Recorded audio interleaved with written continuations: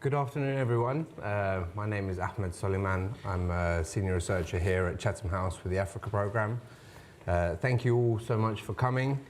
I'd like to welcome our panelists, our audience here in person. It's very good to see you.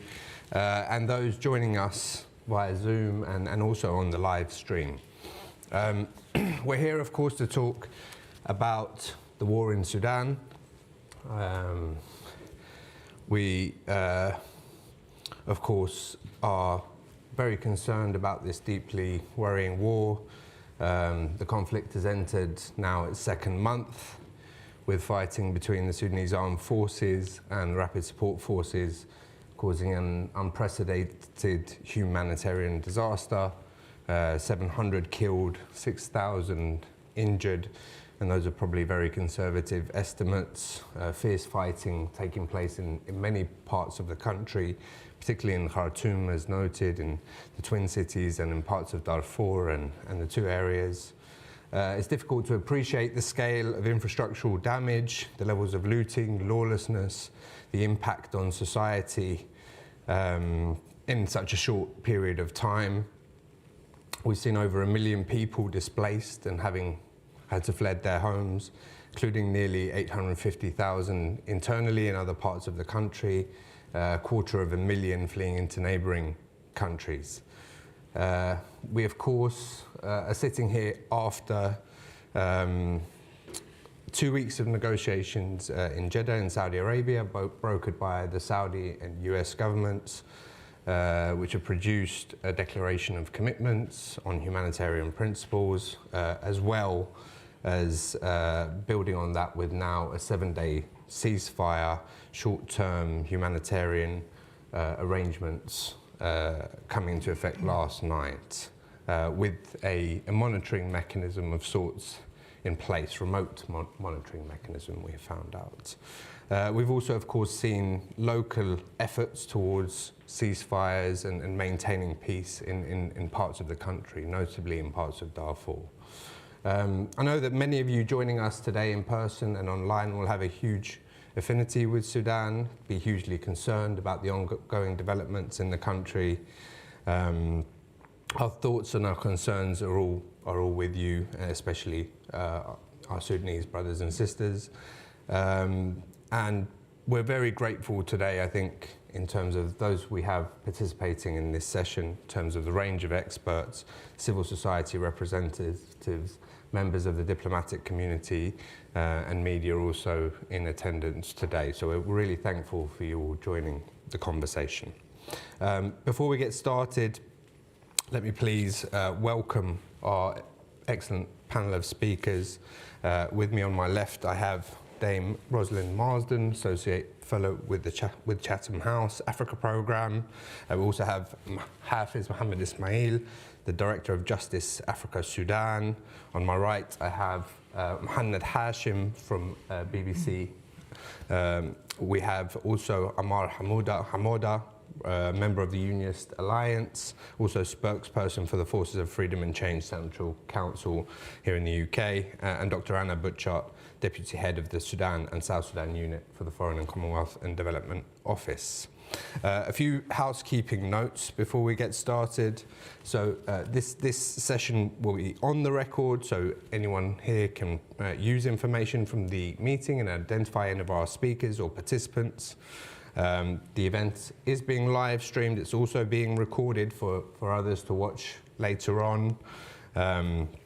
For those of us following on Zoom, all of the attendees will be muted during our presentations, but you will be able to use the Q&A box function throughout the event to submit questions, and we'll do our best to either read some of those out or to have you ask your question live if you're interested in doing so.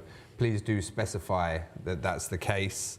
And my team, the Africa Programme team, will give you the ability to unmute yourself and ask your questions during the Q&A. And I'll repeat this when we come to the discussion session. I'd ask all our members of the audience here, please, today, if you could put your mobile phones on silent or off. And a brief reminder that no filming or recording of this event is allowed without prior permission from us here at Chatham House, so I'd appreciate if you could respect those rules. But you are, as always, very free to tweet the event using the hashtag #CHAfrica. So, turning now to the event and our speakers. First, my colleague Dame Rosalind Marsden will speak to us on giving a scene setting and some of the internal dynamics on the conflict. As a brief introduction, Rosalind is an associate fellow of the Chatham House Africa programme, was previously the EU Special Representative for Sudan from September 2010 until October 2013. And before being with the EU, had a long career with the British Diplomatic Service, including a posting as Ambassador to Sudan and British Ambassador to Afghanistan also, as well as many other postings. Rosalind, the floor is yours. Thank you very much, Ahmed, and good afternoon, everyone. Well, first of all, what is happening in Sudan is tragic and heartbreaking, and I'm sure we all stand in solidarity with the Sudanese people who are suffering from this senseless war. The US-Saudi brokered 7-day monitored ceasefire, we understand, is designed to allow for the delivery of humanitarian assistance and the repair of essential services and infrastructure. And it came into effect at 9:45 local time last night. But unfortunately, like the previous 6 ceasefires, it was reported to have been almost immediately broken. However, unlike previous ceasefires, this latest one does have a remote monitoring mechanism to identify violations, although it's not clear how the arrangement will work in practice and what sources of information it will use or what the consequences for violations will be. Clearly, if the ceasefire is to be credible and lead on, as I'm sure we all hope, to a permanent ceasefire, it should be made clear to the warring parties that there will be consequences for violations, and that these measures should be sufficient to change the calculations of the generals. In a message to the Sudanese people, the US Secretary of State Antony Blinken said that the United States would hold violators to account by sanctions and other measures at its disposal. This threat needs to come not just from the United States, which has already put an expanded sanctions regime in place, but also from other international and regional actors. The war has been generally described as a contest for political supremacy and control of the state and its resources between the Sudanese Armed Forces, the SAF and the Rapid Support Forces, which are called the RSF. But it would be an oversimplification to describe it just as a power struggle between 2 ambitious generals. The war is deeply rooted in Sudan's history of internal conflict, particularly during the former regime of President Omar al-Bashir, including the exploitation of the peripheries by the center, the fragmentation of Sudan's security sector, and also lack of accountability for atrocity crimes.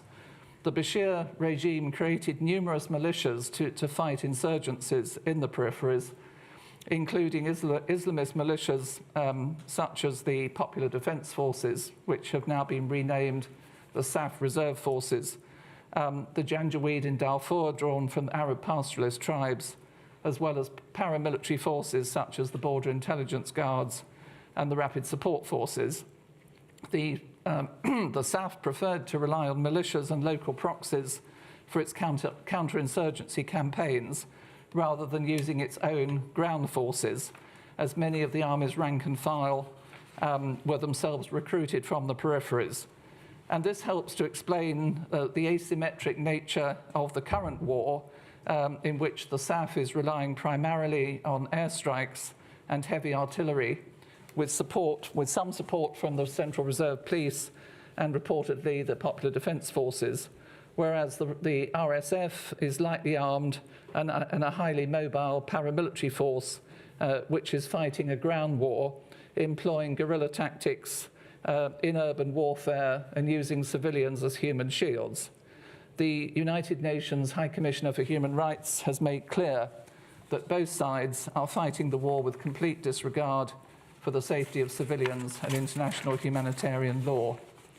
Another legacy of the Bashir regime, which has contributed to the current war, is the politicization of the army. After the 1989 coup, many of the SAF's professional officers were dismissed by the National Islamic Front. And in the 1990s, ideological affiliation with the regime and subsequently loyalty to the then ruling National Congress Party was an important criterion for entry to the military academy and promotion to the senior officer corps. The impact of this politicization and the military doctrine which is taught at the military academy is still an important factor in shaping the SAF's view of its role. The immediate seeds of the current conflict were sown when the Rapid Support Force was set up by the National Intelligence and Security Service in 2013 as a counter-insurgency force commanded by Hemeti to crush the rebellion in Darfur. It was brought under the control of the SAF in 2015, and then in 2017 it was made part of the regular forces by Act of Parliament, reporting directly to then President Bashir as Commander-in-Chief of the army. Bashir hoped that by creating different security institutions, he could protect himself against the risk of a coup. But the incorporation of the Rapid Support Force into the regular forces as a parallel army caused growing tension with the Sudanese Armed Forces, whose officer corps resented the growing power of a militia force from the peripheries, whose officers had not received formal military training and whose soldiers were better paid than their SAF counterparts. These tensions continued to increase as Hemeti expanded the Rapid Support Force after the revolution. It grew from around 20,000 in 2019 to an estimated 100,000 soldiers, almost rivaling the army in size, and with many of those forces based inside Khartoum. Generals Burhan and Hemeti had worked together in partnership for many years during the campaign in Darfur and again in supplying troops to support the Saudi-led coalition in Yemen, before they joined forces to overthrow Bashir in April 2019. And then both of them turned against the civilians to overthrow the Hamdok government in October 2021. It was General Burhan who empowered Hemeti politically after the overthrow of Bashir by making him his deputy in the Sovereign Council. But the two generals soon started jockeying for power as their political ambitions grew, with each cultivating their own domestic political constituencies and forging separate regional alliances with neighbouring countries. And it was because of their conflicting political ambitions that efforts to establish a civilian-led government finally hit a roadblock in early April this year over the issues of security sector reform and the timeline for integrating the Rapid Support Force into the Sudanese Armed Forces. The current war should also be seen in the context of a broader struggle between Sudan's democratic revolutionary forces and the so-called remnants of the Bashir regime, who wanted to derail the democratic transition and hope to return to power on the back of an army victory. The deep state created by Bashir was never properly dismantled after the revolution, and after the October 2021 coup, it returned in full force. Some of Sudan's democratic political leaders had warned repeatedly that old regime supporters were trying to widen the rift between the RSF and the Sudanese Armed Forces, and that confrontation between these forces would be a disaster. When the framework agreement process entered its final stages in March this year, Bashir regime loyalists began publicly mobilizing their shadow battalions, as shown in the call by Ali Kati, the Secretary General of the Islamic Movement, as a call for action, but also by speeches by prominent members of the former regime at iftars during Ramadan. And since the war started, Islamist websites have been urging their sympathizers to give strong support to the army, but have also been calling for the continuation of the war and issuing assassination threats against civilian political leaders and activists. In addition to the military confrontation, the army and the RSF are fighting an all-out propaganda war to try to win domestic and international support, with an explosion of hate speech and misinformation. Sudanese doctors, journalists and resistance committee members have been threatened by both sides. The army has been appealing for popular support on patriotic grounds as Sudan's national army, protecting the Sudanese people against what they now call a rogue militia, while the Rapid Support Force claims to be protecting the revolution and democracy against what they say is an army controlled by members of the former regime. Both sides have blamed each other for starting the war, and there are two conflicting narratives about how the war started. One which blames Hemeti for launching a coup, and the other which blames an Islamist cell in the army for starting the war. These competing narratives are strongly echoed among civilians on social media, some of whom support the Sudanese army because it is the national army and because they hate the Janjaweed. Some support the Rapid Support Force because they hate the old regime. But there are also many people across Sudanese society who have refused to side with either of the warring parties and are saying no to war. And there are several of these groups, including civilian political leaders, resistance committees, professional associations, women's groups, academics, and other civil society groups, who have all been calling for an immediate ceasefire, warning that, that if the war continues, it's likely to spiral into a protracted civil war. And indeed, we're already seeing some very worrying signs of efforts by both sides to mobilize local communities, and some also alarming calls from some quarters to arm civilians. The anti-war campaign is also calling for efforts to combat hate speech and for a single national, non-partisan professional army that keeps out of politics and is not ideologically aligned. In these darkest of times for Sudan, it's essential for Sudan's pro-democracy movement to unite, to silence the guns, and to press for a civilian democratic government. Finally, protection of civilians and scaling up the humanitarian response are clearly the most immediate priorities at the present time. And it's worth noting that amongst the very few positive aspects of the war is the way in which the neighbourhood resistance committees and local volunteer networks have stepped up to help their local communities to access basic services, including food, water, and medicine, and to find safe escape routes. But also how some of the traditional leaders and civil society groups in Darfur have also helped to broker local peace agreements to prevent fighting between the SAF and the RSF. So it's very important, I think, that these local volunteer networks and these local peace initiatives are supported, but also that a wide range of civilian stakeholders is involved as soon as possible in any forum aimed at achieving peace.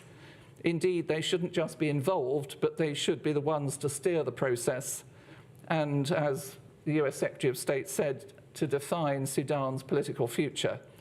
It's also to be hoped that the US-Saudi initiative will be expanded as soon as possible to include a broader range of international and regional actors to ensure that a well-coordinated and coherent response. Whatever the outcome of this war, it should not legitimize the generals who have been destroying their country or give them any future role in governance. And I think after this war, most people agree that Sudan will never be the same again. Thank you, Rosalind, and thank you for your expert framing of the situation and some thoughts especially on what you think about the way forward. I'll turn now to Mohammed Hashim, who is a journalist with BBC News, an award-winning journalist with 18 years of experience of working across radio, television, online platforms with regional expertise in the MENA region and Africa. He's worked across several World Service teams within the BBC, and as well as a senior executive at the Sudan Radio and Television Corporation during the transitional period between 2020 and 2022. 2021. It's lovely to have you with us. Mohammed will be speaking on the human impact and cost of the war. Mohammed, the floor is yours. Thank you for being with us. Thank you, Ahmed, and good evening, everyone. It's unfortunate that today we're trying to speak about how to end this. It's with a heavy heart that I join you today. I've been asked to speak about the humanitarian cost of the war and the social impact it had, and it's very hard to sort of like exclude anyone in this room who has a connection with Sudan, whether it's a family or someone who worked there or friends, to have missed out at all on the impact that this devastating war has had and the catastrophic scale of this devastation. I think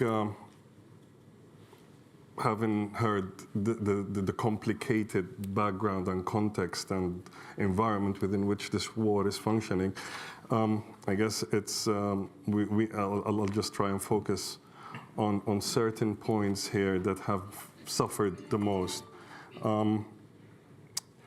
Today at work, we managed to speak to the United Nations resident coordinator for Sudan, Abdou Dieng, and when asked about how he could describe the situation in Sudan, he quoted the UN Secretary General and said it's catastrophic.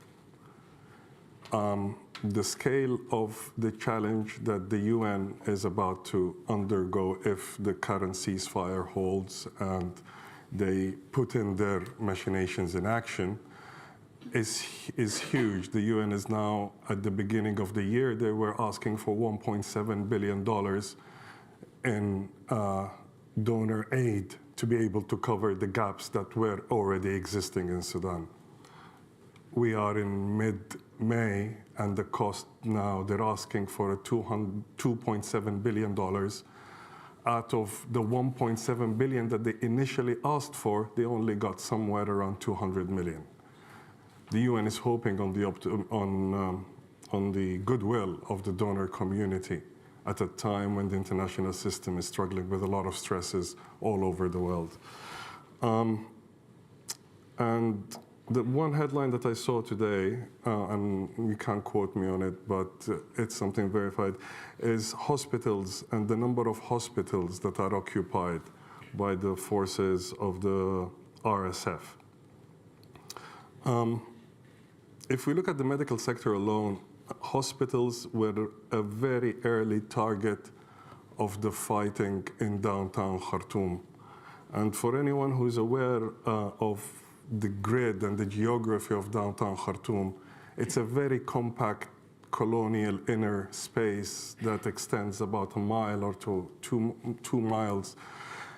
And it's dense in as far as you have concentration of government buildings, ministries, banks, hospitals, laboratories, and that's where the initial heaviest of the fighting took place. It didn't take place somewhere in the far distance. It happened in the heart of the city. After 8 o'clock in the morning, anyone who knows Khartoum knows the millions of people who would have been in the streets trying to get about earning their daily living on that day. One of the early victims that we all saw on social media when on those first 2 days were the kidney dialysis patients who were forced to get out of their hospital beds to make space for the injured fighters who are being brought in for emergency help. We soon started hearing about, shortages for blood solutions, oxygen, breaking down in issues with, the supplies of insulin and for the diabetic patients. And it was about on the 4th day when I was touching base with my family in Khartoum, and we live near one of the largest, or if not the largest, maternity hospital in the country. The hospital was emptied by the 4th day. It's next to the College of Nursing. The College of Nursing was emptied by the 3rd day. Next to it, there is the dormitories of the university students, the female students of the Islamic University of Omdurman. two towers overseeing the radio station, which is also, at the moment, the headquarters of Sudan TV is an RSF military base. This is the scale of what we're talking about. This is the scale of this thing. And then when you know that the only major psychiatric hospital was also emptied, you have mental health patients who are out, you have people who don't have anyone to look after them. And I'll use just a brief example, actually, is many people earn their living on a day-by-day basis. And if you earn a meager existence that way for a country that's still majority poor, you have, for example, Hussein and his family. Hussein, he is from the Nuba Mountains. He's been in Khartoum since the civil war with the SPLA in the mid-80s, earning a living in different ways on a daily basis. Managed to bring his two brothers, and they were working in an area known as Khartoum 2. You know, they help lift things, do things about. They had to run away from the place of work, which was their home, to go to be with their families, because they live a little bit out of town. Now, on day 6, they were talking about dead bodies, no cash, and nowhere to make ends meet. And he goes back to his neighborhood, which is in the south of Khartoum. He's in the middle of a crossfire between the RSF and the military. In the midst of all this, a stray bullet kills one of his brothers, and that brother that was shot, his wife gives birth to a baby. In the middle of all this, I think of John. John is someone who works, washes things washes cars in Umdurman. Now, that's again someone who earns his living by day, and John is someone who's a refugee from South Sudan. He escaped war, not once, not twice, not 3 times. And then again, he had to escape war when he thought that he was in Khartoum, which was supposed to be a safe place. I think of Haj Siddiq, who has been in the army in the 60s and 70s. He's an octogenarian, and he's been working in Khartoum to earn a living to be able to help his extended family in Darfur and beyond. Now, Haj Siddiq has been stranded in the house that he's looking after for God knows how many days, with no one to be able to go and check on him, no banks, no money is moving. We can sit down here and speak about the structural things of this. There are shortages of supplies for all the medicines, the pharmaceuticals, the central medical supplies facility in Khartoum is again a military installation occupied by the RSF. You have the targeting of medics. We've seen reports that people saying that if you're a medic, you're at risk. In all of this, people cannot escape the bombing of the Air Force. They're stuck. And just to take cue from what Rosalind said towards the end of her comments, is the resilience of the Sudanese community at large that is not participating in this war between the military and its offspring, the RSF. A war described by General Abdel Fattah al-Burhan as nonsensical. I mean, I think all these contradictions in the Sudanese scene need time to sink in for people to adjust to the reality of what could potentially go wrong.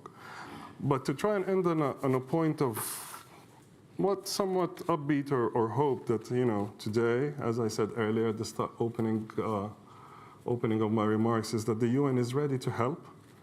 But the UN has been outside of Sudan for the past few weeks because it was one of the first targets of war. Several UN staffers were killed in Darfur in an ambush. But the Sudanese community and society represented in its neighborhood committees, in their emergency rooms that they set up in the neighborhoods, and the connection that sprung out from the neighborhood services committees. More than 8,000 of these committees across the country took the brunt of looking after their own communities in the absence of any semblances of authority, the absence of the police, the collapse of all these services. And if we start to speak about the impact of all these things, will take hours, and I don't have time, but I need to mention a couple more points. All this is happening in a background of severe and innate destruction of something very important, actually, which is the archives of Sudan and the universities of Sudan.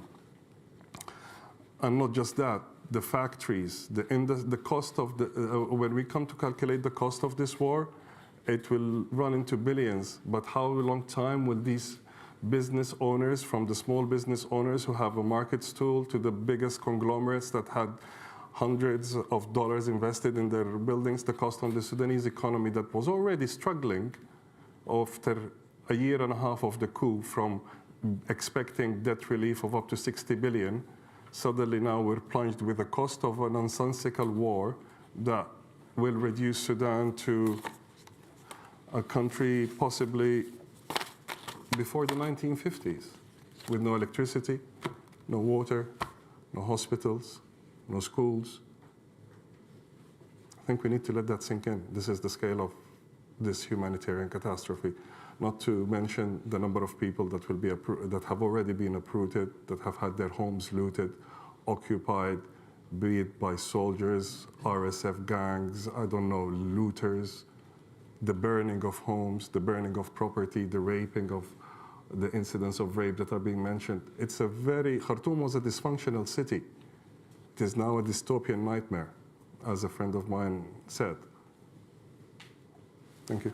Thank you, Mohammed. Thank you. That was very powerfully visceral picture of the consequences of this war, but I think also thank you for bringing out some aspects of showing the social cohesion and you know how the Sudanese are sticking together and supporting each other as well.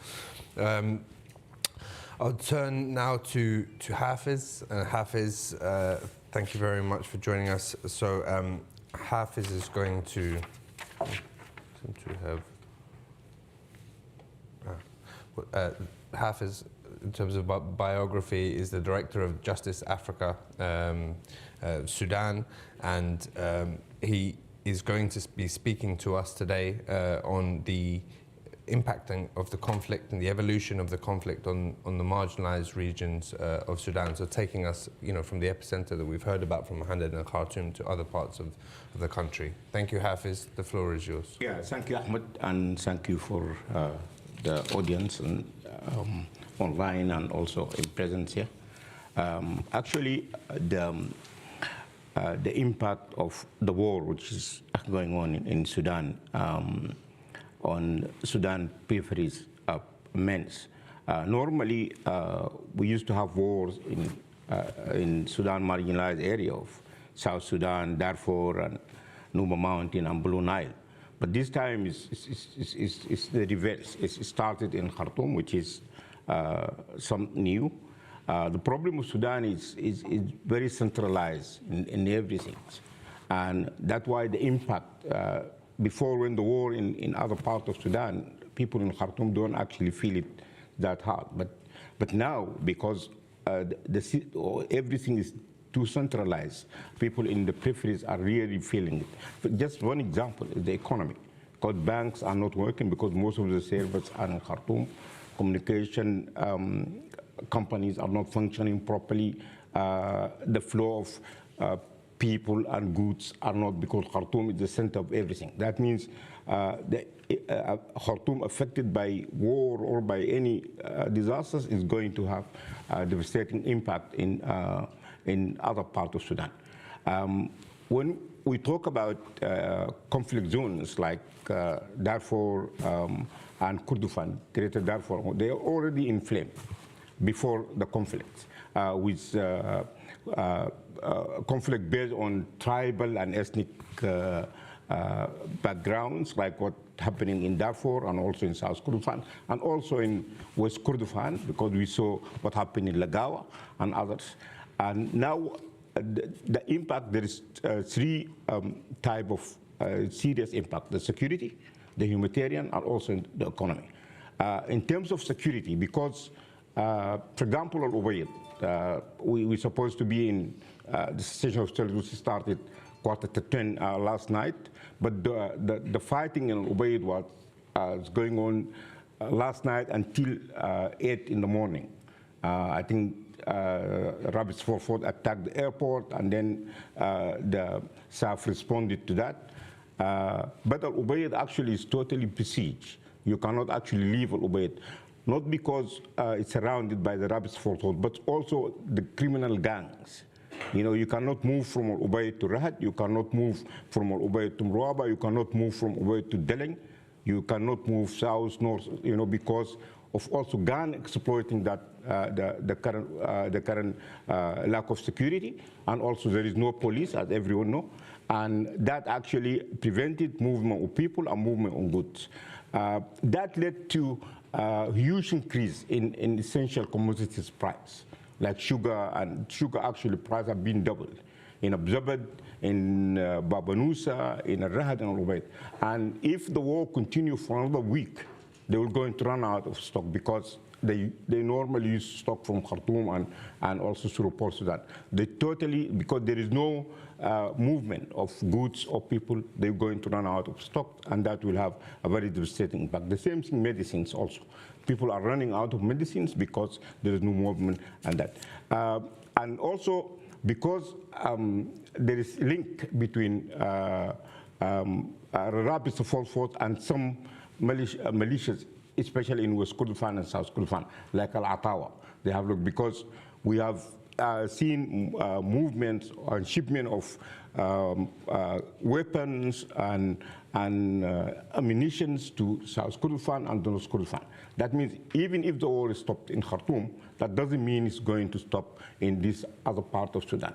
And that's most likely. The other thing also, if you look at what the government have done, for example, Bashir issued a resolution dissolving the border force, and they become part of the Rapid Support Force. Now, Burhan have reversed that. That means Musa Hilal is going to have his own force. He already have his own force, and that is also a source of going to be source of conflict in Darfur. The same thing, Rodelin mentioned the Popular Defense Forces. Now in South Kordofan, they call them Friends Forces, which are now arming them. Apart from that, everyone in the area is actually carrying gun. You can buy a machine gun for 5 million. You can buy a Kalashnikov for $1 million. I went to South Kordofan just in March. Everyone have to carry gun, because the only way to protect yourself, because the criminal gangs are actually all over the place, impacting, preventing lorries from moving around, that even before the war, and impacting the local economy. The economic impact of the conflict, because like South Kordofan or West Kordofan, there is a lot of agricultural products, fruits, gum arabics, and all these things. All that during March and until May, the end of May, people are actually cultivating them and selling them, and that have stopped. Also livestock, also that have stopped. And that will have an impact. The other most important issue in the economy is the preparation for the rainy season, which over 70% of Sudanese people depend on it, on their food, like sorghum, oil seeds, like sesame, and peanuts. And all this, the preparation for it, they are like, getting the fuels, the pesticides, and preparing their equipments. That have to be completed by the end of May. And if that's not happening, that means the rainy season is going to fail. And if it fails by October, then we will have a starvation in South Korea. And that means over 70% of Sudanese people who are now even suffering, they will have no food, because the rainy season is going to fail. And that's also a very dangerous thing to happen. And also even now, as I said, the people running out of essential commodities, and they're going to, in the coming week, I think the situation is going to be even worse. But that will take us to one very important element linked to the conflict area, which Sudanese government normally used to, outsource some of their army duties by recruiting militias. And the problem of that is now most of the militias who are carrying arms are tribally and ethnic based. And instead of actually carrying out duty on behalf of the government as proxies, they are actually working for their own self. And that is the dangers of what's going on. And we've seen what the Arab gathering agenda in the so-called the Black Belt, which starts from East Darfur until Blue Nile, passing through West Kordofan, South Kordofan. There is a lot of training, many training camps and distribution of arms being going on even before the war, and that is going to continue.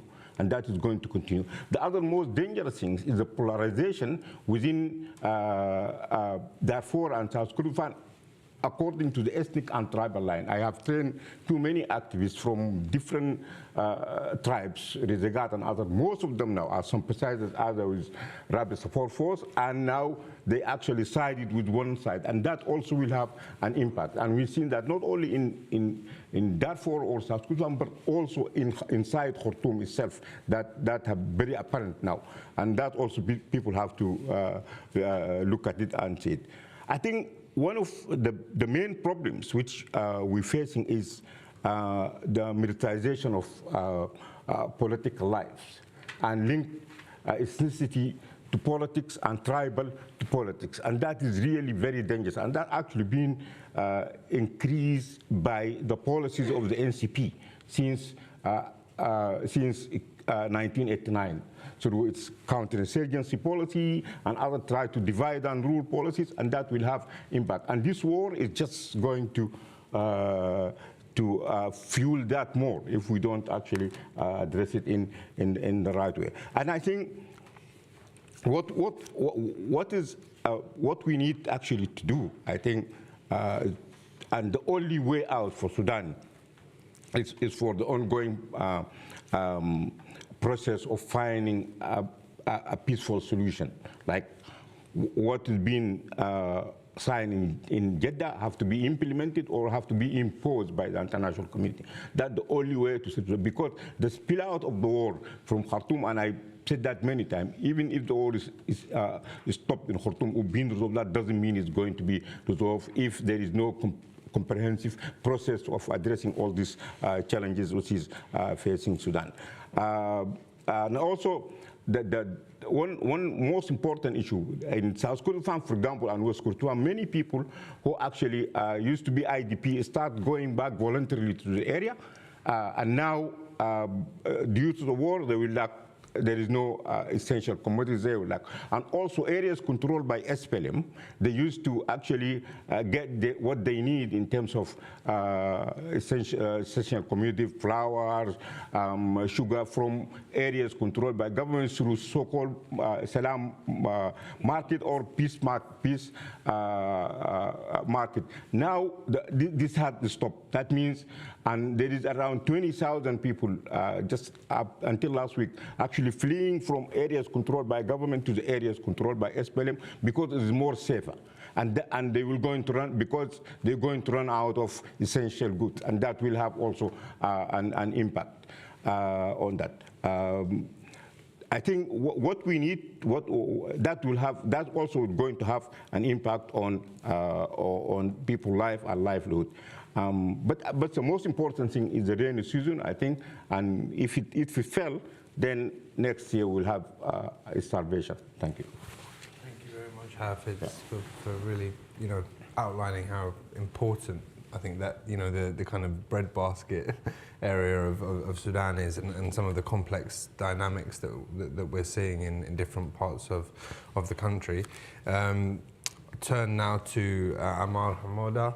Ammar is a Sudanese politician, a member of the Unionist Alliance Party, one of the official spokespersons of the Forces for Freedom and Change Central Council overseas, and has been a member of the FFC committee during the Sudanese Revolution as well. He's Sudanese and studied telecoms engineering, and as also co-founder and director of Sudan Bukra satellite TV station.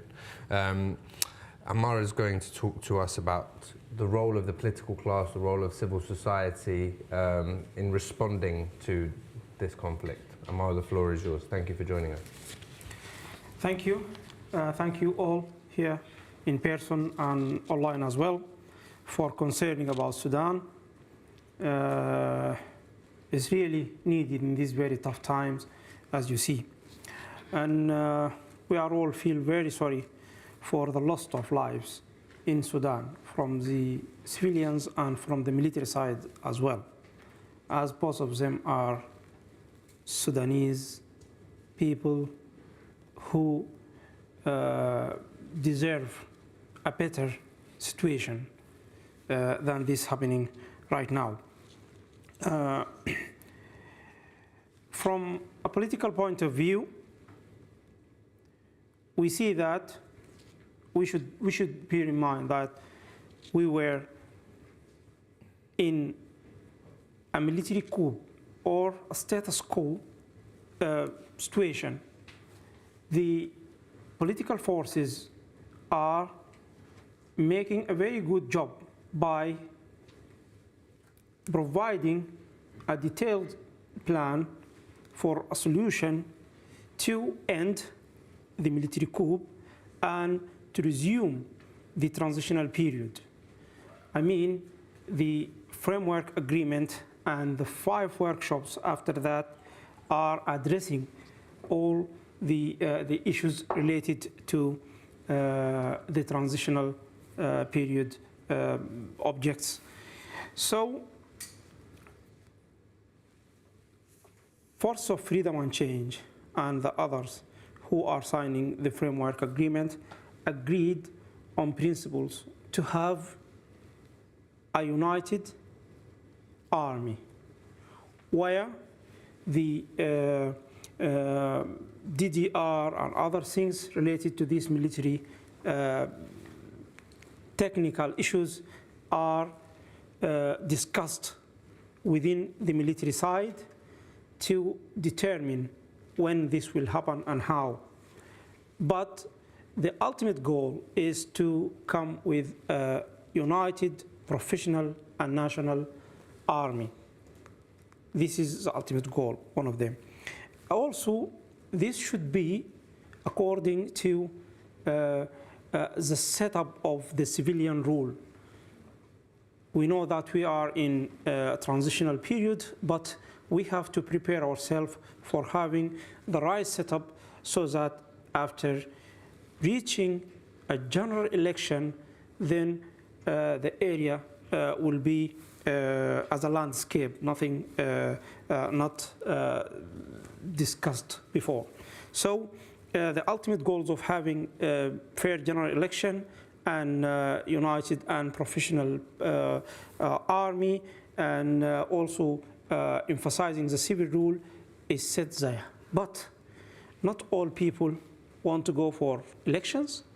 Not all people want to go for civilian rule basis. So this is very we have to put in our mind.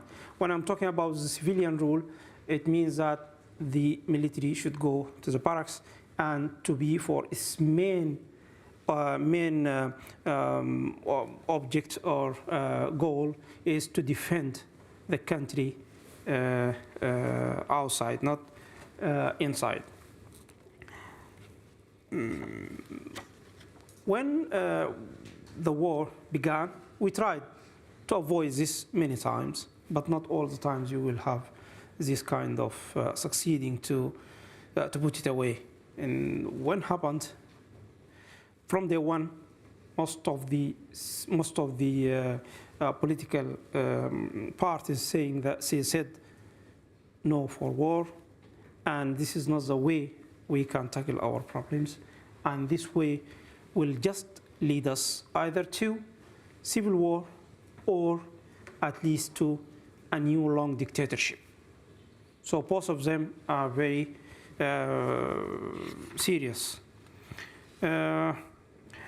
So the negotiation will be the preferred way of reaching peace and build on that to fulfill at least the thing that we were talking about earlier, like having the civilian rule, having completed the transitional period, going into legitimate and fair elections. All these things should be bear in mind because these are the goals, not just stopping the war and stay as we are, two different armies clashing here and there. This is why we welcome the truce, the first one, the second one, and all of them, although these truces are not respected at all. Even the last one, which is called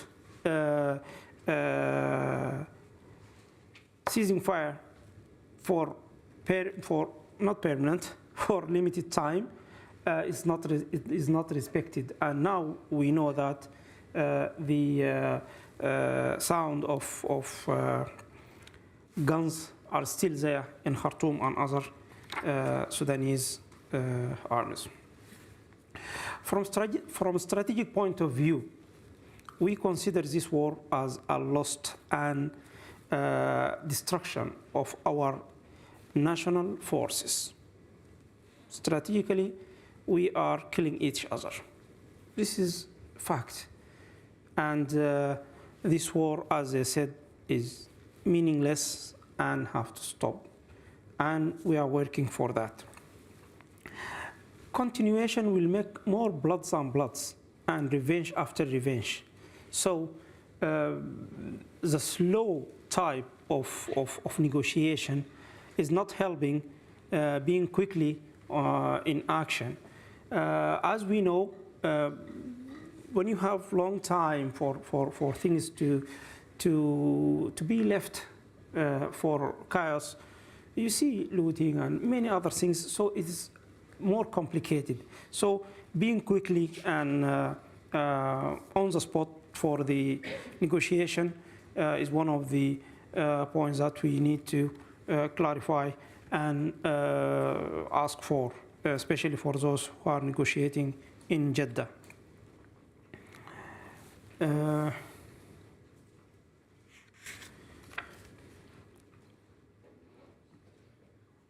As I said, we were being out of a military coup, and it is still there. We have a very odd system right now. We don't know if we have a government or not. Some of the ministers are working, some of them are not there. So it is a very complicated issue. Okay. The civilian role and the civil societies and other things, where and how and when the civilians will come to action. To be honest, most of the humanitarian things and other things not related to the military and the political issue, they are in a very deep discussions and actions to tackle what they can do, to do what they can do to minimize this kind of very tough life in Khartoum and other places. But the wide civilian front, which will prevent us not to go into a new dictatorship or going into civil war, should be there. And all of us should make compromises that we have to find these grounds so that we cannot lose the great things came through the Sudanese revolution, or freedom. At least we have thrown out a dictatorship system, long dictatorship. We don't want to go through a new thing from the doors of being national or patriotic, or we have to carry on for wars. Time is very limited. Calls on civilian. Another thing to be mentioned is about claiming control over areas from the two military guys. The only thing we need to say in this regard is that claiming control over land should be followed by the responsibility of all war crime in that zone. Where it is, I can see that after a while, most of them will say that, oh, this war crime is not in our area of control, and the claim of having this high percentage of lands around Khartoum will be disappeared. The challenge for all of us as a Sudanese and those who are living and working in Sudan is to be back to our natural life quickly. Because yes, we have a disaster, but we have to come out quickly from this kind of thinking.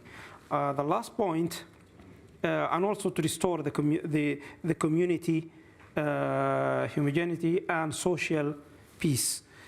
Polarization in the past, although it is not good, but it was between supporting civilian-led or supporting the military government. Now the polarization is within the military guys. Are you supporting the Armed Forces or supporting the Sudanese army? This is not the area where the political and the civilians can swim. We should change this mindset to a new one where the civilians have the upper hand for that. Thank you. Thank you very much, Ammar, and thank you very much for, I think, really stressing the need for a wider, broader civilian front to be able to move forward, and that tough choices, compromises are going to be needed to achieve that civilian government moving forward. I think that was a very astute point that you made. Turning to our last speaker, Dr. Anna Butchart, who is the Deputy Head of the Sudan and South Sudan unit at the Foreign, Commonwealth and Development Office in the UK, Deputy to the UK Special Representative Robert Fairweather. We're very grateful for having Anna join the FCDO, or the FCO as it was then, in 2010 after 3 years with the Department of Energy and Climate Change. She's worked on foreign and security policy issues, including 3 years leading the UK response to supporting efforts to improve maritime security off the west coast of Africa. Anna will be talking to us today about the UK's efforts, about some of the international, regional engagements and responses to the conflict. The floor is yours, Anna. Thank you for being with us. Thank you. The conflict in Sudan and the situation is just absolutely tragic, and it makes me really sad to be here to talk to you today. But thank you. And so I've been asked to talk a bit about international efforts, and I'll do that. International efforts to respond to the current conflict, and I'll do that with a particular focus on what the UK are doing. So the UK overall objective to our response to this conflict is to achieve a sustainable peace leading to a more stable and better governed Sudan, and strong humanitarian provision for the Sudanese people, including the neighbouring countries. But our immediate objective is to try to stop the violence and to bring about safe and secure humanitarian access. Civilians' critical infrastructure must be protected in line with the international humanitarian law, and so we are urging both the Sudanese Armed Forces and the Rapid Support Forces to agree to a sustainable ceasefire and ensure that that is upheld. Similar to the way that the international community responded in the aftermath of the coup in 2021, we're keen not to legitimise either actor over the other. This is an institutional dispute that should never have come to violence. So with that in mind, we welcome the US and Saudi-led negotiation talks in Jeddah and the subsequent Jeddah declaration on the 11th of May and the 7-day ceasefire, noting that this is the 7th ceasefire announced since the start of the conflict, and it's tragic to hear that reports that the violence in Khartoum continues, and once again both parties have failed to adhere to their commitments. And as we've heard today, the humanitarian situation in Sudan is dreadful and heartbreaking. And it's essential that all parties adhere to the international humanitarian law and enforce that ceasefire so that we can get there. The Jeddah talks are just one avenue. And so beyond the Jeddah talks, the UK is playing a central role in pursuing all diplomatic avenues to end the violence, de-escalate tensions, and secure that humanitarian access. So our Prime Minister, our Foreign Secretary, Defence Secretary, Minister for Africa, are all in regular touch with international partners, with important parties within Sudan, trying to move that forward. And our special envoy to the Horn of Africa, Sarah Montgomery, and our special rep for Sudan are both busy travelling, continuing to have those discussions, which is why I'm here today and not them. And so it's that engagement with all of those stakeholders across it. So as many of you know, the UK had a key role within the kind of international community in providing diplomatic support to Sudan as members of the Quad with the Saudi, UAE, US and UK, Troika, US and Norway, and then the Friends of Sudan, which is a much wider grouping. And through these groups, before the conflict, we were supporting the trilateral mechanism and the Sudanese parties in supporting the negotiations for a return to a civilian-led government and an end to the de facto military authorities following the coup. And this process had been progressing smoothly until we reached this impasse that we're at now. So working together as an international community, speaking together with one voice, calling for that peace, calling for humanitarian access, and calling for the civilians to be brought in is going to be really key in doing that. And the regional states, the Gulf states and Egypt, have important influence within Sudan and has shared an interest in stability. And with our kind of long-standing partnerships with all of these countries, we're working together to try and move things forward. So our second objective, if we ever get a ceasefire, humanitarian access, is about supporting the civilian political actors and bringing them into the negotiations. This conflict should not legitimize the forces that are inflicting this on Sudan, that are letting the people down. We should return to the civilian-led transition to democracy that the people of Sudan have called for and that they deserve. And part of this is about bringing in the voices of the people in the street who consistently came out to protest and threatened their lives at times to call for a civilian government and democracy, and who have been so badly failed by this conflict. The AU and regional states will be key to supporting the inclusion of the civilian voices and negotiations to end this conflict and find a way forward for Sudan. And so we're working with them to see how the international community can support this work. And to this end, we also welcome the efforts of IGAD and the Arab League of States to help bring an end to the violence.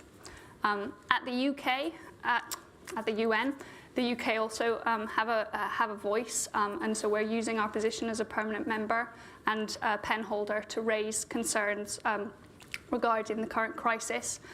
We called on the Security Council to discuss Sudan in 3 separate occasions since the outbreak of the violence, and we led efforts to release a press statement from the Security Council on the 15th of April. These discussions at the UN are so important because they bring in the entire voice of the international community. And at each session, we've condemned the ongoing violence and called on both parties to allow humanitarian access, comply with their obligations under international humanitarian law, and ensure the protection of civilians. On the 11th of May, we also called a special session at the UN Human Rights Council on the human rights impact on the conflict in Sudan. And the Council voted in favour of the UK draft resolution, which condemned the human rights violations and abuses taking place in Sudan. It's the strongest resolution that the Council has passed on Sudan in over a decade. So it demonstrates, once again, that voice of the international community. And as pen holders on Sudan at the UN Security Council, we'll be leading the renewal of the mandate for the UN Integrated Transition Assistance Mission in Sudan, UNITAMS. Quite a mouthful otherwise, working with council members to ensure that UNITAMS has an effective mandate and are possible to address the situation on the ground. So while the conflict is devastating for the people of Sudan, it also is devastating for the region, with refugees fleeing across all the borders into states that are really already in a very difficult situation.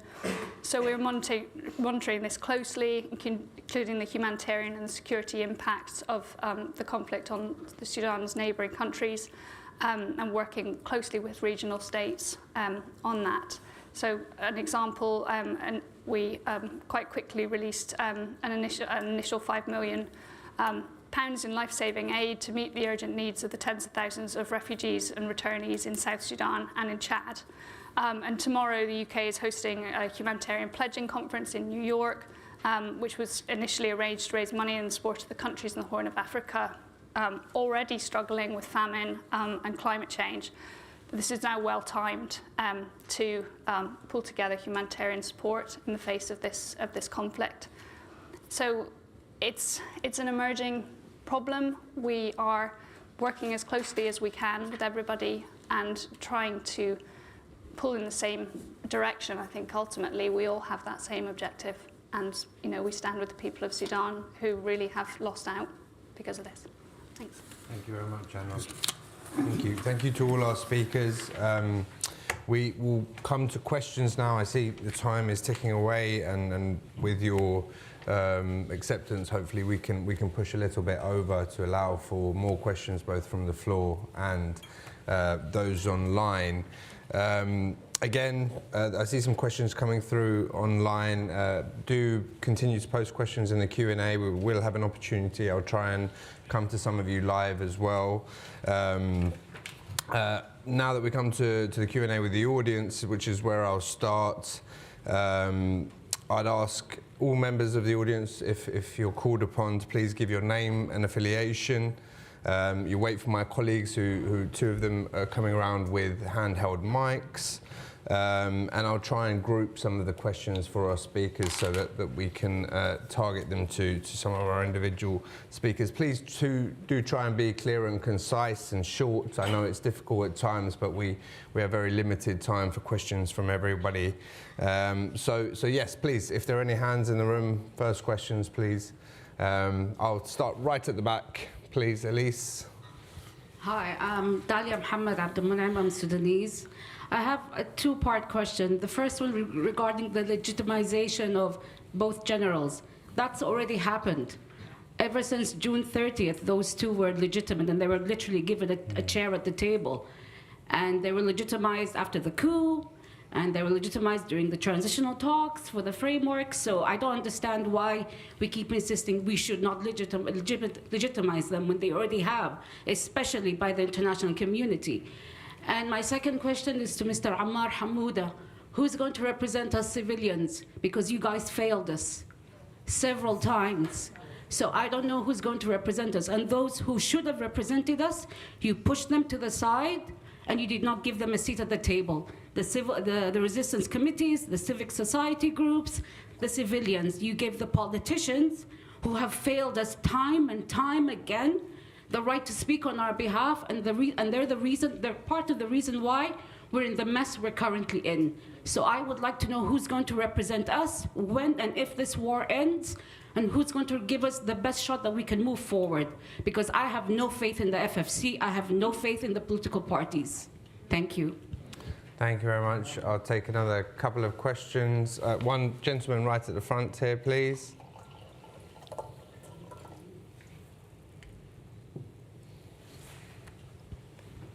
Assam Hamma, I'm a Sudanese national living in the UK.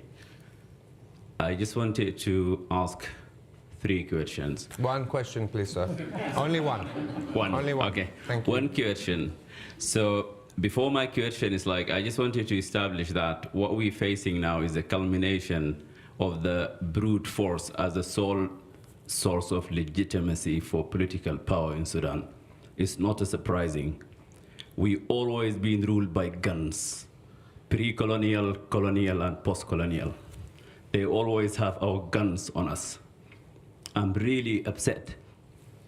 Do we have to wait for the war to get to Khartoum for Sudanese to realize that the brute force as a source, as a sole source of legitimacy got us to this point? So my question is, the generals have no exit strategy. They have no way out of this mess, and that is evident. we need to find a solution. The incompetence of our political elite is represented here. You can see how incompetent as a political elite we are. So my question is, where is the solution is going to come? They're asking Sudanese to go back to natural life when it is wartime. That is the solution. So my question to the international community, first and foremost, it's like instead of having two generals sitting in Jeddah trying to find a ceasefire, you need to find the resistance committee in Khartoum who are fighting the corners of the Sudanese people. The solution is in Sudan. It's a Sudanese war, and it's very, very upsetting. The other thing is the impunity got us here. Burhan and Hemeti should be in prison now, but they are in power. They killed my friends in Darfur, but they are in power now. They are in power, they're killing people again in Khartoum. The people who got money or who got foreign passports managed to flee Sudan. But of course, my family and my friend will be killed by these lunatics. But still, I'm insisting that the solution is in Khartoum. The solution for these atrocities in Khartoum. We've seen this before in Niala. We've seen it in Juba. We've seen it everywhere, and now we've seen it in Khartoum. It is time for the political elite to wake up. And it's time for them to get out of the way and to let these young people draw us a new chapter in Sudan. Thank you. Thank you, Sam. Thank you. I will stop there for this round. I think we have plenty, and we can come to another round. Just a reminder, I know this is a hugely emotive subject, but please let's be cordial with each other as well when we're speaking to each other. I think thank you very much for that, and thank you, Sam and Dalia, for your questions. I'll give Ammar the first right of reply here, and of course, Ammar, I think you tried to frame some of those answers as well, so it'd be good to hear from you, and perhaps also Hafiz, it would be interesting to hear from you on this question of the militarization of society in Sudan, and what is the solution here? How do we move beyond this, apart from essentially waiting for the armed actors to give their acquiescence to talks moving forward? Are there ways we can think that through in terms of the options for moving forward? Because of course their commitment so far seems ultimately extremely limited. And if either of our other speakers would like to come in as well on these questions. But Ammar, the floor for you to respond. Thank you. Thank you, Dalia, for your question. Who is going to represent the civilians? This is a very complicated question, but at the end, you should have someone to represent those people, those civilians. You will not take individuals and say that these guys are representing the floor. You should have some organized bodies, at least. And once it is a political issue, then those who are very new for that things are politicians. Otherwise, you can punish them in the election. You can do whatever, but for the NGOs and for the other organizations, how you can punish them if they mislead all these things? So, if the political parties are not good, or we see them as something which is out of date, then the only way to have political parties is to make a new one. That's the solutions. I have no other thinking rather than organizing. This is the key for everyone to represent people in things like civilians and things where we are seeking a peace agreement or negotiations for the coming era. Isam, Yeah, the political legitimate by power. Yes, most of the years in Sudan is dictatorship years. But this is not a fault to be taken away from the dictators to be put into the politicians in general. I think most of those politicians are victims from these dictatorships, and they have long lives within prisons and other things. So they are suffering the same way like others, but they have to shoulder responsibilities of political organizations, and they have to go that way. So when we are saying political elites, as I said again, you can punish them in any fair election. This is the way, but not letting everyone talking without being responsible for his speech. To be back into our normal or natural life, this is not only for politicians or those who are activists. No, this is for all Sudanese people. We are all together. It's not just asking someone else to go and be within this kind of circumstances. No, we are all should try to find a way to be quickly into our natural life. Thank you. Samar and Hafiz. Yeah, just I think the problems we have in Sudan, most of the military coups are actually backed by political parties since from 1958, 1969, and 1989. The problem, all the political parties, they have cells within the Sudanese army. So when they fail, instead of going for an election, we organize a coup. And that become a culture. And I think what we need is actually demilitarize the minds of the political, and we must have a democratic political parties. That is our problem. They don't believe in democracy. Democracy is either you are in power or you have to be in power by any means. And even the current war, which is initiated, it is by the Islamists within SAF. And even people are talking about SAF is not representing Sudanese, it's representing a political party, because for the 30 years, the recruitment is only because your political affiliation and you have to be a supporter of the Islamists to get into the military college to become a sort. And that is the problem. I think what we need to do, we need to have a democratic political party which believe in democracy and a democratic process, and that's what we don't have. And I think that is our problem. This is why when they fail, then instead of going for another election, then they just orchestrated a military coup because they have cells within the army. And that is a problem. Thank you very much, Hafiz. Mohammed. Just quickly to come on the 2 points raised by these questions, the issue of the legitimization of the generals. And as much as the international community, I think, does, in the eyes of many Sudanese, hold serious responsibility, there is also another problem, is that a point reflected by Isam is the issue of the political elite and their acquiescence, or if even at times appeasement for the military. And these are views that are deeply entrenched.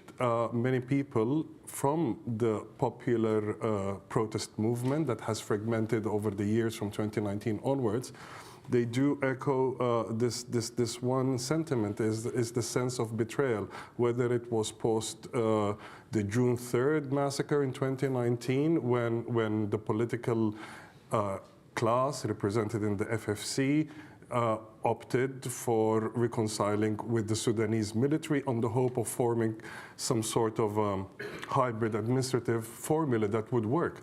The problem was, it was the international community, represented by the various diplomats who were present in Khartoum at the time, in 2019, were among the first people to go and legitimate the position that Mohammed Hamdan Dagalo had in 2019 in what was essentially, let's call it by what it is. Yes, it was a popularly demanded change in power. It was a military coup. That military coup of 2019 and its acceptance and legitimation through the political process on the value of good faith, the military men have 3 times led the civilian side, and this issue of good faith is currently lacking.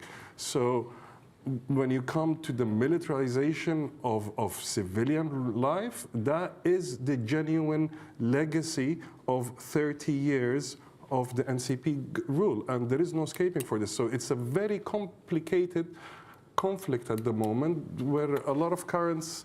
It's very difficult to see the solution that Ammar is calling for a united front. The international community has been called, I guess, in not being able to say the situation could slide into war when the indications were there in March, in late March and through Ramadan, to the build-up that all is not well in Sudan. Yet the international community continued to engage with, I guess, the tried and tested method that has not really helped resolve the political crisis in Sudan for years, decades, and it's not to blame the international community. It is a Sudanese problem. The solution will ultimately be a Sudanese solution, and that could only be achieved if the guns go silent. For the guns to go silent, there's a predicament. The international community is yet to be using any sticks against the generals, which brings a point that many people in Sudan are echoing. Why have they not seen any of these senior military figures have sanctions against them? Some quarters are even pointing to, for example, the issue of the Hemeti gold. And I'll pass that question to you, I guess, as a representative of the FCDO, but it's a difficult question. Why are there no sanctions? If we compare this to what happened in Ukraine, sanctions were against Russian oligarchs in no time. So why are all these opaque sources of wealth not targeted? Thank you, Ahmed. And sorry, before we come to the next set of questions in the audience, we do have some questions online that I'd like to draw in on this particular issue. One question, I'm hoping that Muthoni Wanyeki is with us and that Muthoni is able to ask her question live. Muthoni, are you with us? Are you able to ask your question? I am. Can you hear me? We can hear you well. Please do go ahead. Hi, so I'm Muthoni Wanyeki. I work as OSF's Africa Director. Just on the comments made on expanding the current mediation process, before this war, we already had the tripartite mechanism, the Troika, the Quad, the Friends, which really, in a way, could be seen as a case of too many cooks, especially, as our Sudanese colleagues in the room have just pointed out, almost all set aside the concerns and demands of the civic forces, who somehow are now expected to step up to the plate. And in terms of sort of coordination or narrowing down or giving the mandate to who it properly belongs with, what would you say are the prospects? And I know this is probably a very unpopular position with our Sudanese colleagues. What are the prospects for IGAD and the AU to take up their responsibilities and follow up on commitments to engage, whether through regional leaders or relevant special envoys, in a manner that doesn't ignore the positions of civic forces? Thank you. Thank you very much, Muthoni. And similarly, we have a question which really is to you, Rosalind, which is on the same line about having a narrow process at this moment in time in Jeddah, and then thinking about the broader aspect. What are the how do you get the different regional alignments of and interests on Sudan to put pressure on the RSF and SAF to agree to abide by an incremental ceasefire and then a permanent ceasefire, hopefully, that can be then built upon?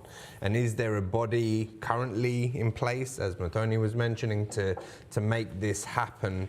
I think she is emphasizing the kind of concerning lack of international consensus currently within the diplomatic community. So first, Anna, I will turn that over to you, and then Rosalind for your response as well.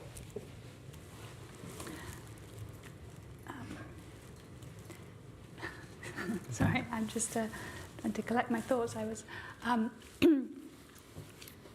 little distracted there. Could I go second? Yeah, okay. Ros, of course you can. Well, I think everyone has been really emphasising the need for all the international and regional actors to adopt a coordinated approach in which each would use their respective leverage on the warring parties to try to call for an immediate ceasefire. But it's really essential that everyone should give the same message, which is that there cannot be a military solution. One has the impression still that each side thinks that they can prevail militarily. The reality is that if they continue to think that, then we could be in for a very long, protracted civil war that will destroy the country. So the price for trying to pursue that approach is far too high. And also the risk that the longer this war goes on, the greater the risk that those countries that or other actors that have some ties to one side or the other, there's a greater risk that they could be drawn in, and this could then, the war will then expand and with even more disastrous impact on the wider region. So, I mean, I think, as I mentioned in my introductory remarks, I mean, I think that certainly my hope would be that while one can perhaps see why the US and the Saudi Arabia took the initiative to start with, I think it's really important that they then bring in a wider range of actors, particularly in the region, particularly bringing in the African Union and the IGAD countries who've already mandated, as we know, the presidents of Kenya, South Sudan and Djibouti to also play their role. We know that President Salva Kiir has been talking to both parties. President Ruto, I think, has spoken out about the importance of involving civilians, and I think that's a really important aspect of the Kenyans playing a role. But I think, as the questioner raised the point, I think it's really crucial that all these actors should put the civilians front and centre. This is sort of what needs to happen. I mean, picking up the point from the previous round of questions, of course, I think people now realise that moving forward, a much greater effort has to be made to bring in the resistance committees and all the other civil society actors who perhaps before were not as engaged as in the ideal way. But I think now, in the light of what the military leaders have done, and also obviously we've all admired the courage of the resistance committees in keeping the revolution alive. They've stepped up again in this really difficult circumstances to help their local communities. It's beyond doubt now that they have to be involved. Personally, I think the political civilian leaders also have to be involved. This isn't a popular point to make, but given the balance of power and the militarization of society over 30 years, they started with quite a weak hand to try to tell the military to get out of the way. So, when you have to take that responsibility, you have to act within the limits of what is possible, and sometimes that means taking a step-by-step approach, which is frustrating, I'm sure, for everyone. But in the current circumstances, I think it's not productive right at this moment to be finger-pointing at each other. I think the civilians really need to focus on uniting to end the war and then getting into a political process that will involve, as I said, a much wider range of actors, including all the people that you have mentioned as being absolutely crucial, particularly the resistance committees. But I don't think one can exclude the politicians either. And Anna, to you, particularly on this point of, I guess, this trying to find cohesive international leverage and leadership on Sudan. Yes, thank you. Sorry, I'm having a bit of difficulty with hay fever today. So the situation is complex and dynamic, and I think as Rosalind set out, there are many moving parts that need to be brought together, and it is important to find a way to bring in the resistance committees, to bring in the youth on the street, the people on the street. It's also important to bring in the countries within the region who are going to be impacted and who are part of that.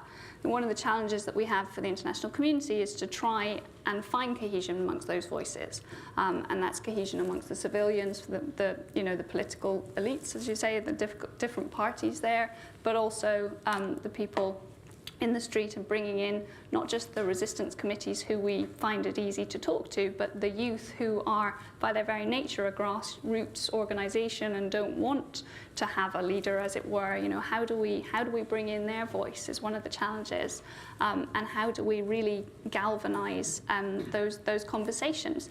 And I don't have the answer today, but it's something that we all need to work to together and try and bring in as many people as we can. Thank you. Thank you. Yeah, just something. When I say politicians and the other players, I'm not excluding anyone, and I hope that my generation and the generation behind me should find their way of saying their words for Sudan future. That is part of our great December revolution. So having the resistance committees and other civilian players is very important. The FFC is not the only one who is talking about politics there, but they are part of this revolution. Yes, thank you. Thank you, Emma. Okay, next set of questions. I'll take one, the lady here. Thank you. Hi, my name is Olivia and I, thank you. Hi, my name is Olivia and I work on the UK and the World programme here at Chatham House. So I had a question about the UK's role to Dr. Bouchard, but maybe also to Dame Marsden with your background in the diplomatic service. We've spoken a lot about the diplomatic levers the UK and others are seeking to bring together, but we've also heard a lot about the shortfall in humanitarian funding against what the UN is appealing for. There were significant cuts to UK aid funding to Sudan from over 200 million in 2021 to 22 to down to just over 30 million in 22 to 23. I know the initial priority, as you've said, is to stabilise the situation so humanitarian access can be achieved. But if you can comment, what scope and capacity does the UK now have to contribute to a long-term humanitarian response, which will clearly be needed?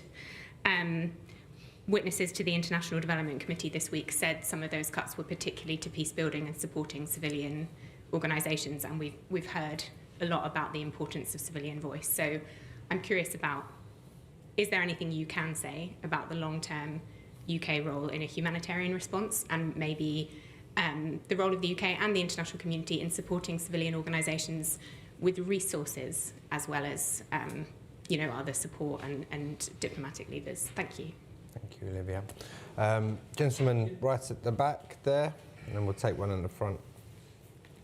Oh, thank you. yes. My name is Aziz Noor. I represent my self-organisation.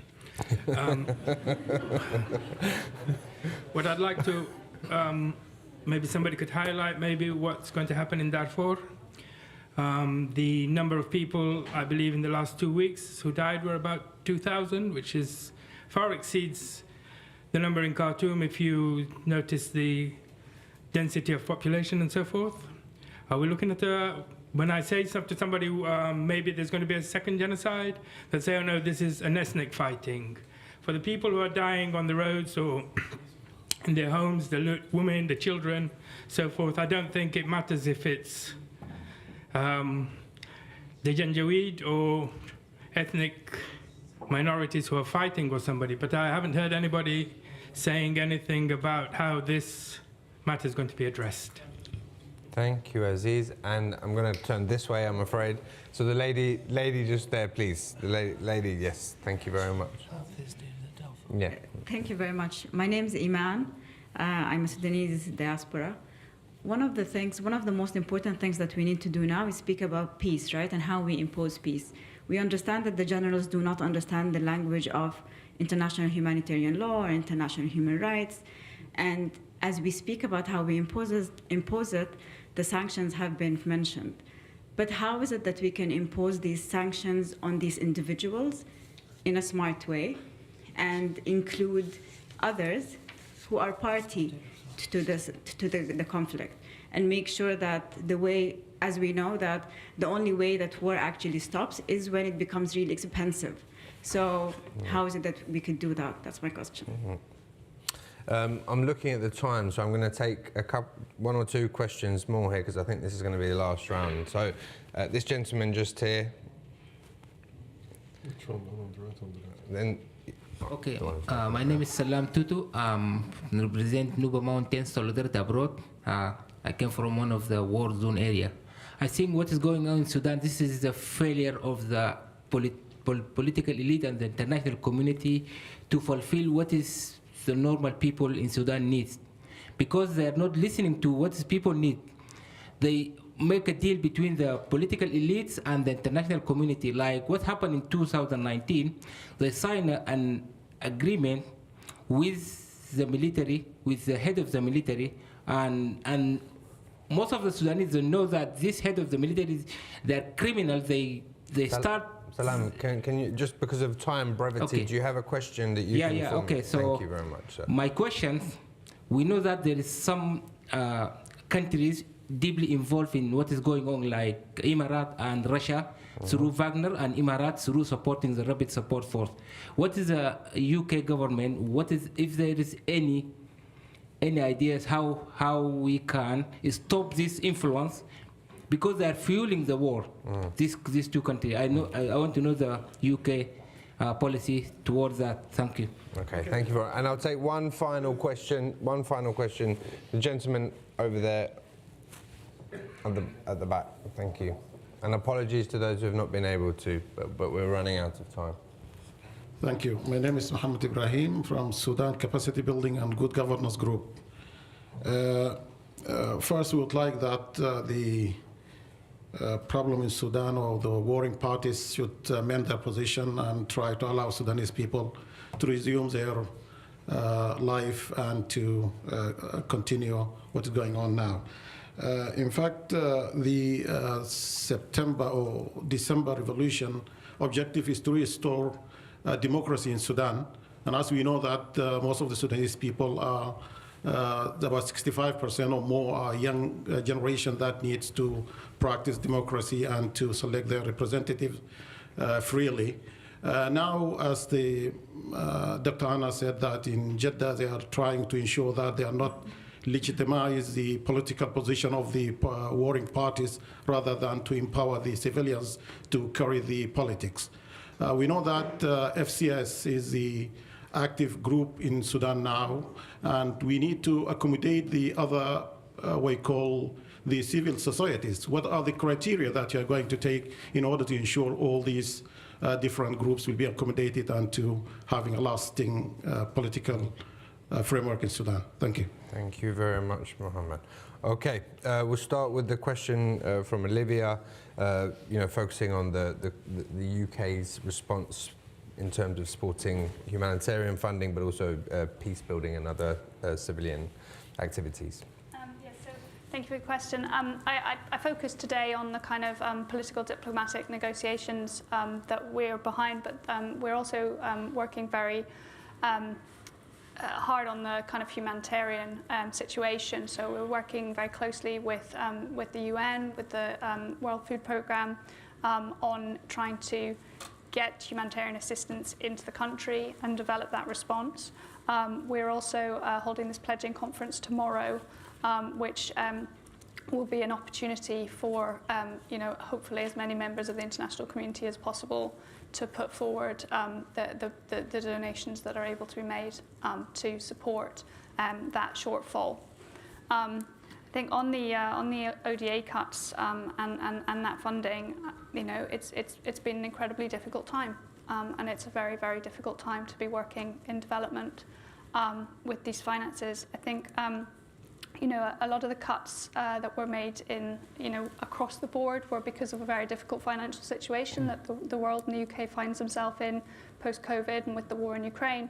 But also a lot of work that had been put in place, a lot of programs that were happening to support the transitional government in Sudan were brought to an end with the coup in an attempt to not legitimize those authorities. So we continued with our humanitarian aid, and we continued with that humanitarian support, but the rest of that assistance was cut, which then, obviously, as you can understand, makes it harder when everybody's competing for a pot of money down the line. So on the humanitarian, hopefully this week, we will hear more. Thank you very much. And Hafiz, if I can turn to you on the question on Darfur, you know, in terms of the epicenters of conflict in the different states, the huge displacement that we've seen, particularly in the west as well into Chad. Thank you. Yeah, I think the issue of Darfur, the conflicts in Darfur have been going on for a long time. We've seen what happened in West Darfur. There's a number of, you know, conflict with a huge number of deaths due to that, and that link to there is intertribal impact on that, because it's to do with intertribal, but it's also the new settlers in Darfur also. That is a problem, especially in West Darfur. There are many new settlers who are actually displacing the local indigenous groups in Darfur. And why this conflict is being continuous without any accountability? Because of the culture of impunity. And I think Darfur is still under the jurisdictions of the ICC, according to 1593, because Darfur, you know, but the problem is the ICC cannot even go ahead with the indictment which they have made, you know, because they still have Bashir and Ahmad Haroun and others still outside. And I think and all the investigation committee which is being established in Khartoum are just whitewash. It's not actually serious, and I'm sure because Hemeti have won a state like for 2 months in Darfur to do something, they've done nothing, and I don't think they will do anything about it. I think what we need is a serious international investigation on what's happening in Darfur, and extension what the 1953 and other, and also empowering the ICC to carry out some of this investigation. Otherwise, I don't see any way out inside Sudan. Well, just on the question on the sanctions, and I think one of the most effective ways of increasing pressure on the warring parties would be for Western governments to impose targeted sanctions on the corporate networks that the generals control, either private business empires or indeed the sort of control over state-owned enterprises, which generate the funding to continue to finance the war. So I think it's one of the best ways of trying to change the calculations of the generals as to whether to continue with this war is to make clear to them that their financial interests are going to be in jeopardy if they do so. I think quite a lot of work has been done by a number of organisations on to document and to identify where all this rather complex network of corporate interest lies and all the front companies that are involved. I think all that information is available. So as and when governments get round to considering what needs to be done in terms of targeted sanctions, I hope that will be looked at very seriously, not just individual sanctions, which may of course also be important. And just a word on the question of UK government support for, well, first of all, I think we've seen so clearly over the last few weeks the role of the local community networks, resistance committees and other volunteers in helping their local communities. And I think there's an increasing emphasis now on the need to localise the distribution of humanitarian aid to make sure that as much as possible is also channeled through these effective civil society networks and doesn't end up being monopolised by government, by attempts by the warring parties to control it, for example, through the Humanitarian Affairs Commission and that kind of attempt to control the inflow of humanitarian assistance. But it's also the case, I think, that the prevalence of hate speech has become very, very serious, and there were programs going on involving the UN before the war started to try to combat the spread of hate speech at local level. I think those sort of programs are really important to support. Also, continued support for credible local peace-building initiatives. We've mentioned the efforts that have been made in some parts of Darfur, in El Fasher, for example, where the governor, together with some of the native administration and civil society organisations, managed to persuade both the SAF and the RSF not to continue fighting. and there have been similar efforts in, I think, East Darfur and a few other areas. Some of these initiatives have been holding, others have partly broken down, but I think that at least is an encouraging sign that there are some groups in Darfur that are trying to resist the development of this war into a civil war that will damage the whole of Darfur. So some of those local peace-building structures, I think, might also be worth looking at in terms of international support. Thank you, Roseanne.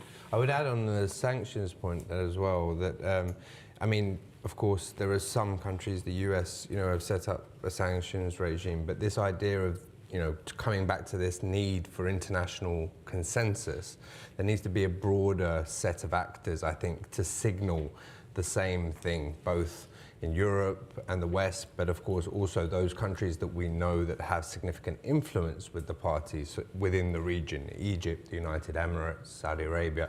So I think this really, in order to have collective influence on the parties and make the messaging clear, needs to be broader than what we're currently seeing in that regard. Amar, if I could come to you, do you want to come in on any of these points? Yeah, just the question about the criteria of selecting participants coming from Muhammad Ibrahim Luhab. Yeah, it's very difficult to do that, but it's also very important to have all the civilian representatives there. We should come with a solution.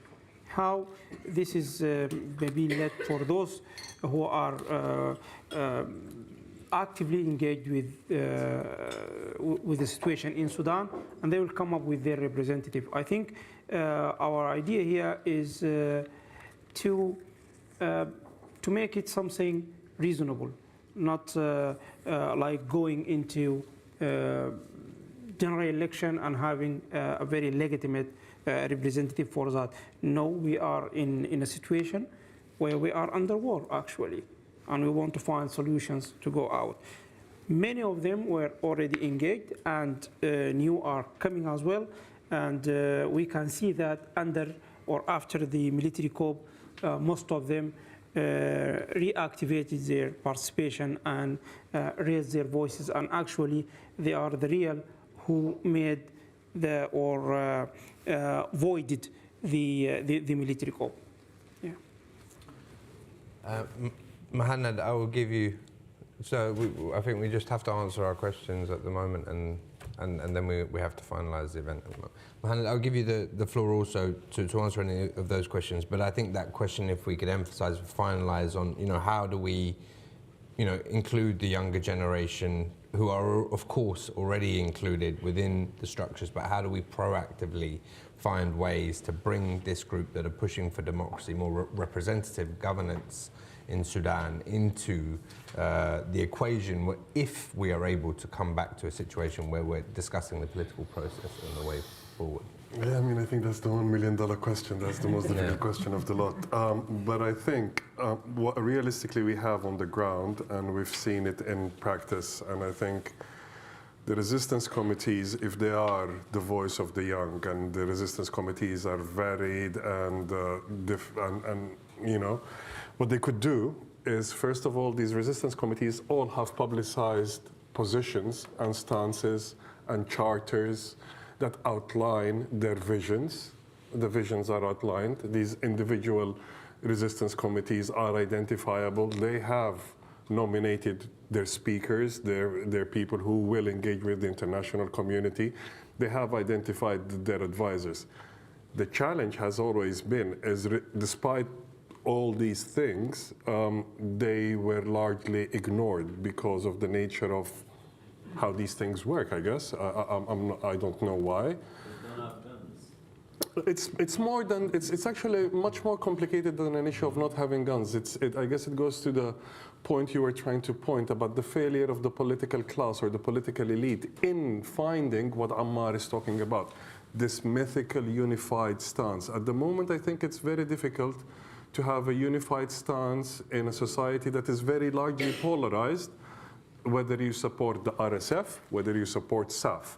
Now, if you support this, then you're a traitor. If you support that, then you're you're not worthy of having a go.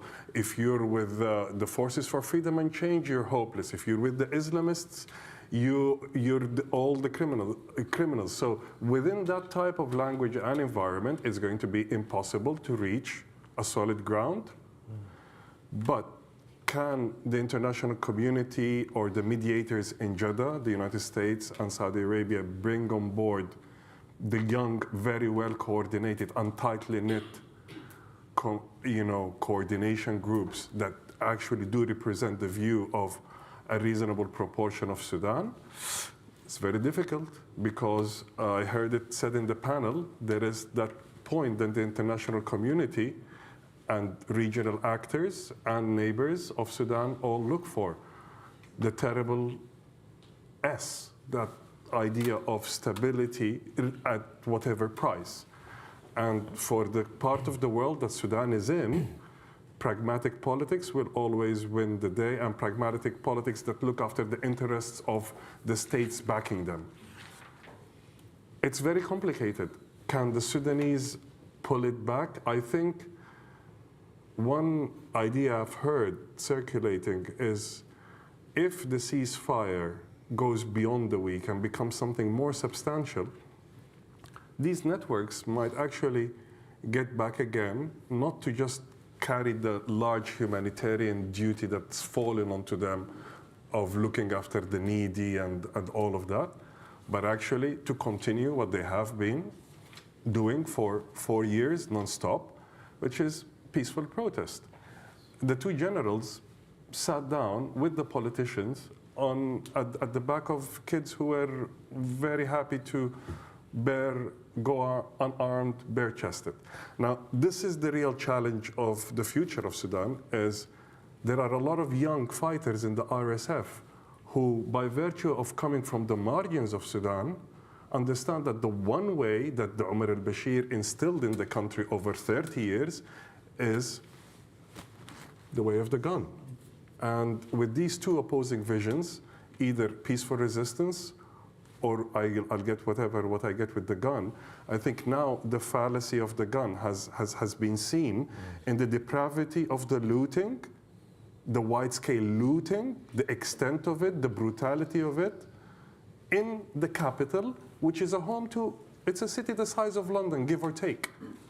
Now, when a city the size of London suddenly is overtaken by the Metropolitan Police and the army was in the barracks and called to look after it, becomes a very messy. I mean, and I only brought that comparison to London because I need to, this point of really what is going on in Sudan and the potential, if this situation is not resolved and quickly, of the pogrom that Hafiz mentioned, the if this becomes ethnic and goes the ethnic dimension, we're staring into further lows and more horrible realities. And I really hope this week's ceasefire holds. I hope that they get these people speaking again. Thank you, Mohammed. And I mean, I would suggest as well, just in terms of a final comment, that perhaps there is a platform there. There is in part this unified front to stop the war. It is not a political platform yet, but it is an enmeshing of civil society and political parties, academia, much broader trade unions. And I think that this is something that really could perhaps be built upon, seized upon, given the urgency, generational urgency of the situation, and I hope it will be. We at Chatham House will continue, of course, to work on and engage on Sudan and what is happening here, and we hope that you will continue to engage with us as well. I want to thank I'd like to add to your statement that in 2019 you have agreed for the Sovereign Council, and I think that was one of the biggest mistake of agreeing for Sovereign Council where you let the military government rule for 2 years and let the civil rule for, I think, 18 months, which comprises of 5 military members and 6 civilian. Given the fact, like Mr. Hafiz and other members has stated that. Thank you. So I don't think we can go through. I don't think we can go through this now, just because of the time. When we finish, perhaps we can have a discussion. But thank you very much. We'll finish the event now, and we can have a chat just afterwards. That's what I'm trying to say. I'm not saying in official capacity. These are my personal Okay, but if you don't mind, we just have to finish our event. But if we can, if we can thank our speakers, I'm sure there will be some time for conversation amongst us once we've finished here, but we have the live stream as well. Thank everybody for their participation and their time today. We really appreciate it very much, and we hope to see you again soon. Thank you very much.